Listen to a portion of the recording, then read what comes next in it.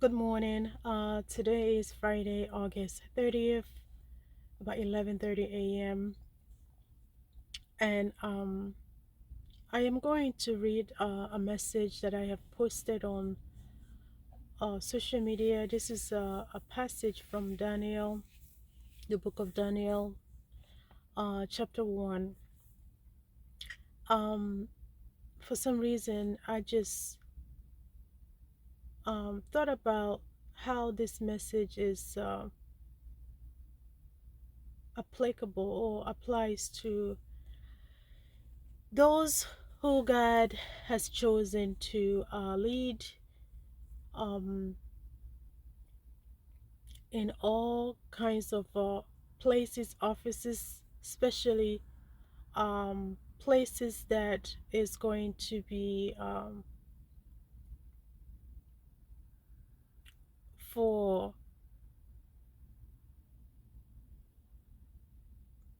for the message of God, meaning those who are going to stand up and speak the truth and to stand for Christ and not be afraid and not be ashamed and not be afraid of humiliation, because humiliation is also part of the tactic of the devil, as a way that God also allow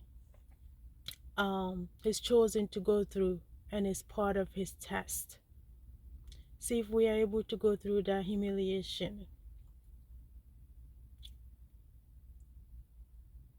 That is a temptation of the devil, however, is a test that God wants those who he has appointed to go through. Why is it necessary? It's because wherever that God is going to put his chosen, for example, Jesus Christ being one of his chosen, Moses being one of his chosen, Joseph being one of his chosen, all of those who have come before us in the Bible, who were chosen by God to lead his people. Remember, Jesus Christ led God's people, you and I. He came to um, tell the truth. His teachings were about the truth. He was humiliated. He was spat on. People even call him demon, a demon possessed, because the Pharisees did not understand who he was. Basically, he had to go through that humiliation tactic as well, because he was chosen for something great. He was chosen so you and I will be forgiven of our sins, that our sins will be washed away, that you and I will be saved. So Jesus also had to go through humiliation, right? His was even worse, where people were putting spit on his face, patting, um, a lot of things that he had to go through, and ended up being crucified. All of those humiliation, all of those tactics. But he never stopped and say that I am going to give up. He continued to carry his cross, even when he was exhausted and he had to fall on the ground. He still get up and pick up his cross. I remember it came to the point where even one of the people in the Bible, I'm not exactly sure about the name, I don't know if it was Stephen, different Stephen, but somebody offered to help carry the cross for Jesus Christ. The point is, he had to go through a lot before he was crucified. But guess what? As many of the chosen had gone through, he was crucified. Jesus Christ was crucified. But at the end, he was resurrected. So today, the message that I have here is in Daniel. And this message again is for those who God has chosen to be leaders for Him, meaning that you can be in a medical field, you can be anywhere, you can be a minister, you can be a prophet, you can be you can hold any title, but the whole point is that we are to stand for Christ, meaning that when there is time to speak the truth, then we speak the truth, even if it's gonna hurt. So basically, those who God chose are not just regular people. They are not just those who don't know anything. Those are those, I don't know if that's the word, those are those. Anyway, these are the people who God already appointed and chosen from even before they were born. So I'm going to add to some of the things that the chosen ones have. When I say chosen ones, I'm talking about those who God Himself has chosen, not those who someone has picked to be a leader, but it's those who God has chosen for Himself to lead for Him. These kind of people are those who are able to stand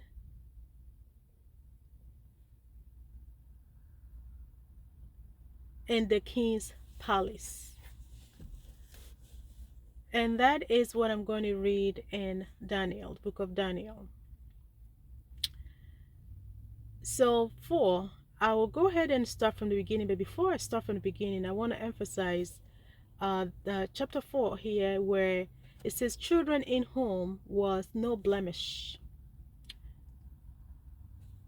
but well favored and skillful in all wisdom, and cunning in knowledge and understanding science, and such as had ability in them to stand in the king's palace. So they are some of them.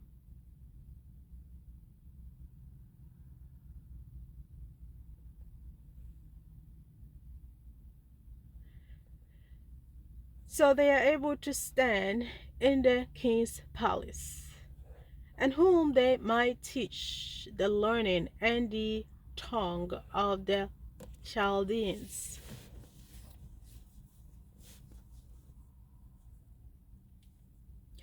And the king appointed them a daily provision of the king's meat and of the wine which he drank, so nourishing them 3 years, that at the end, therefore, they might stand before the king.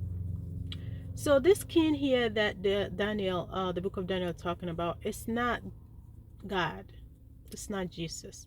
It's talking about the king Nebuchadnezzar.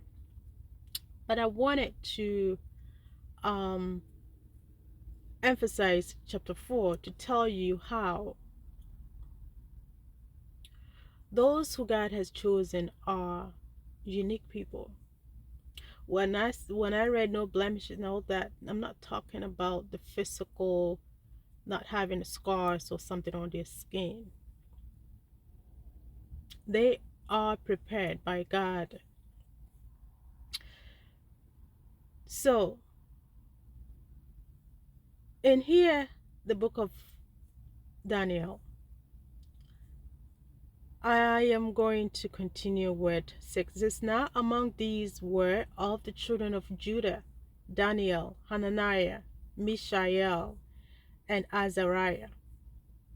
So these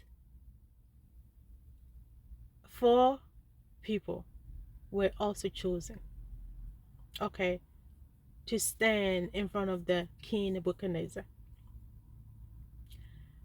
But this book here, especially this chapter, is very powerful because these four were also type of the chosen that I am talking about. When they were chosen to stand in front of Nebuchadnezzar, they represented, they stood, they were a picture, they were the image of God who sent them. They had a God who they believe will never forsake them. So they put all their trust in him. And this God never forsook them.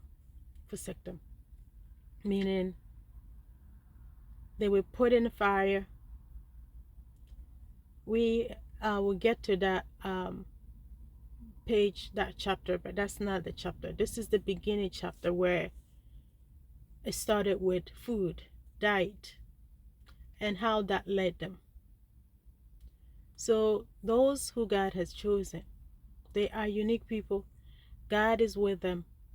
They're not just regular people. They're just not, any kind of stupid people. They are wise people. They have knowledge. They are able to um, do a lot of things that not everybody else can do.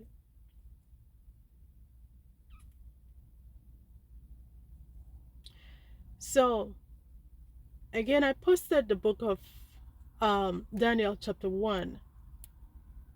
Um, and I will try to read the whole chapter before I finish this recording. And then I'll come back and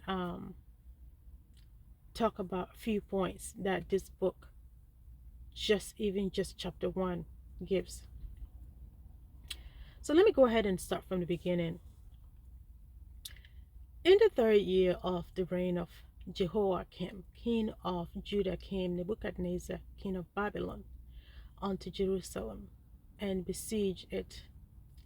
And the Lord gave Jehoiakim, king of Judah, into his hand, with part of the vessels of the house of God, which he carried into the land of Shinar, to the house of his God. And he brought the vessels into the treasure house of his God. And the king spake unto Ashpenaz, the master of his eunuchs, that he should bring certain of the children of Israel, and of the king's seed, and of the princes. So the children in whom was no blemish, but well favored and skillful in all wisdom and cunning, in knowledge and understanding science, and such as had ability in them to stand in the king's palace, in whom they might teach the learning and the tongue of the Chaldeans. And the king appointed them a daily provision of the king's meat. Right? So you can refer this to God providing these chosen ones his daily meat.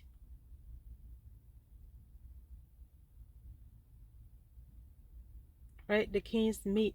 I am not talking about the meat. I am talking about a word of wisdom that may be coming from God to his chosen, because his people can hear his voice. So he deliver messages to these chosen ones to take it to work. So here, and then it says, and the king appointed them a daily provision of the king's meat, and of the wine which he drank, so nourishing them 3 years, that at the end thereof they might stand before the king. Now among these were of the children of Judah Daniel, Hananiah, Mishael, and Azariah. 7, it says, unto whom the prince of the eunuchs gave names. For he gave unto Daniel the name of Belshazzar, or Belteshazzar. That's the hard one.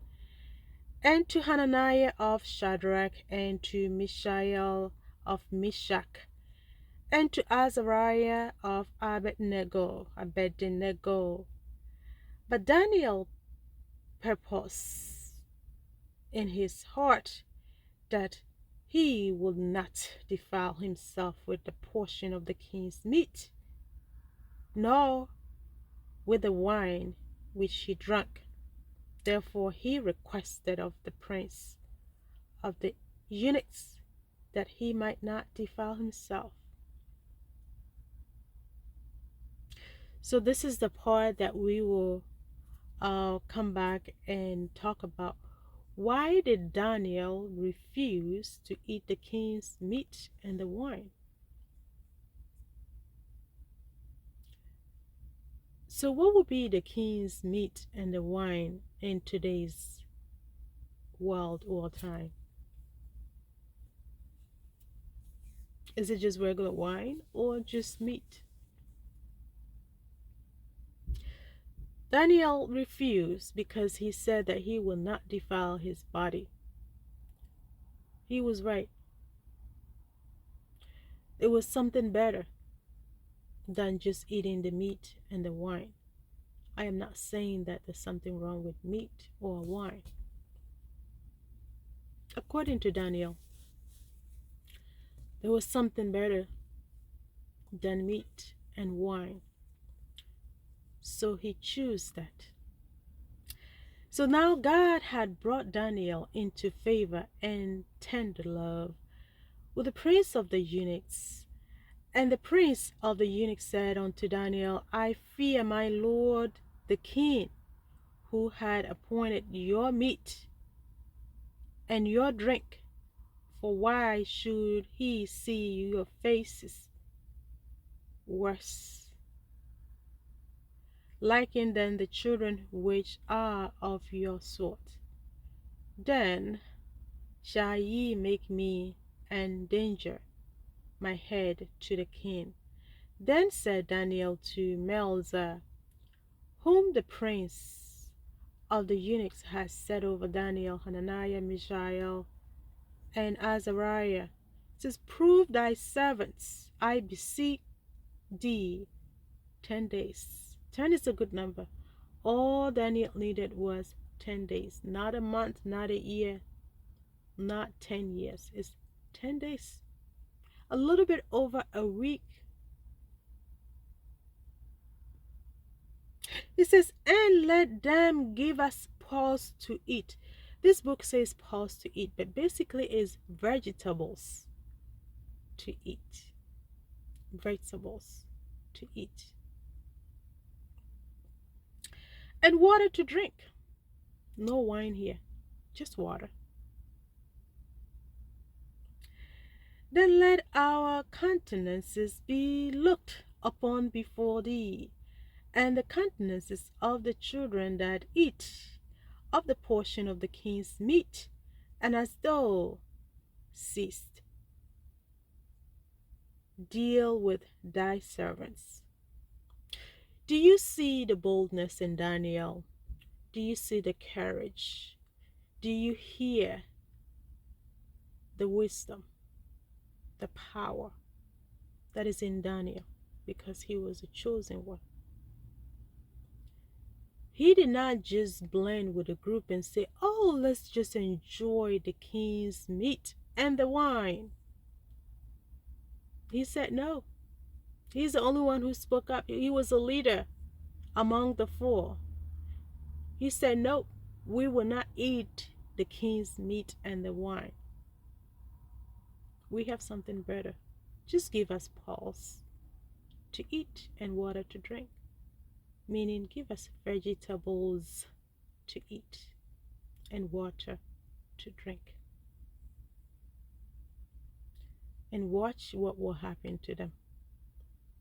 Somebody will say miracle. Miracles.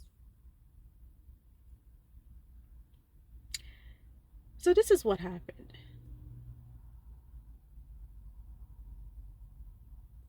So he consented to them in his matter and proved them 10 days. 15 says, and at the end of the 10 days, their countenances appeared fairer. So underline the word fairer, fairer, right? Fairer, because we will talk about that word very soon. And underline the word fatter, in flesh, because we will talk about that also. It says, then all the children which did eat the portion of the king's meat, they did not get fatter, they did not get fairer. But that's not it. Let's continue. What else was added to them?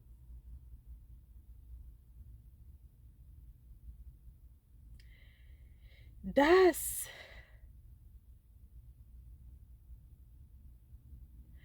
Melzer took away the portion of their meat and the wine that they should drink, and gave them pause.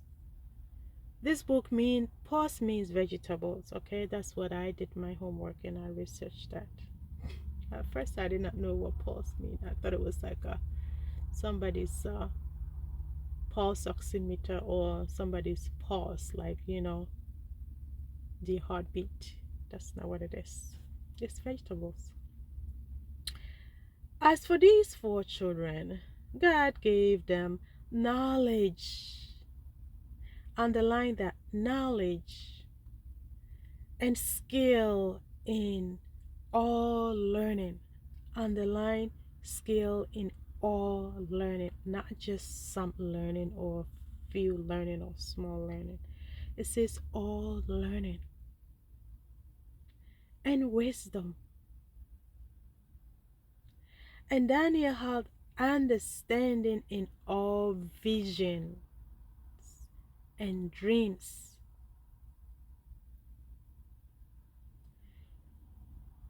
Underline wisdom, understanding in all visions and dreams, because we will come back and revisit dreams, all visions, wisdom, all learning, and knowledge. We will come back and revisit those. So let's continue with 18. It says, now at the end of the days that the king had said he should bring them in, then the prince of the eunuchs brought them in before Nebuchadnezzar. And the king the king communed with them. And among them all was found none like Daniel, Hananiah, Mishael, and Azariah. Therefore stood they before the king. And in all matters of wisdom and understanding that the king inquired of them, he found them 10 times better than all the magicians and astrologers that were in all his realm. And Daniel continued even unto the first year of King Cyrus. 10 is a good number. Remember that 10 days is what they fasted for. They fasted for 10 days. And then here says that the king said that they found them 10 times better than all the magicians and the astrologers that were in all his realm. We're talking about spiritual realm and physical realm, all of them. So Daniel chapter 1, the whole Daniel is such a powerful readings chapters. And when I read these, chapter 1, there's so many things that comes to my mind. If I am to write a book about chapter 1, I'm going to probably take a lot of pages with this because it's so powerful. But like I said, I am going to go back and specifically talk about some points that were made in chapter 1 because a lot of points were made. It talks about Pharaoh, talk about wisdom, talk about knowledge, dream, visions, all learning, no blemish. They understand science. So these are the ones that God choose for his purpose, choose for his work, because it's going to get to the point where these kind of people, the chosens, are going to need all of these skills in order to be successful in their field, whether you are a doctor, a nurse, a physician. I guess it's a doctor. Whether you are a minister, a prophet, a healer, you're going to need all these things that I'm talking about. For example, if you're a nurse and somebody come to you, they want to see that you be the role model for them. They don't want to see you looking like junk. When I say junk, they don't want to see you looking like you yourself, you're sick. They want to see you as someone who can bring hope to them. They want to see you as someone they can copy. But if they see that you yourself, you are struggling, how are you going to take care of them?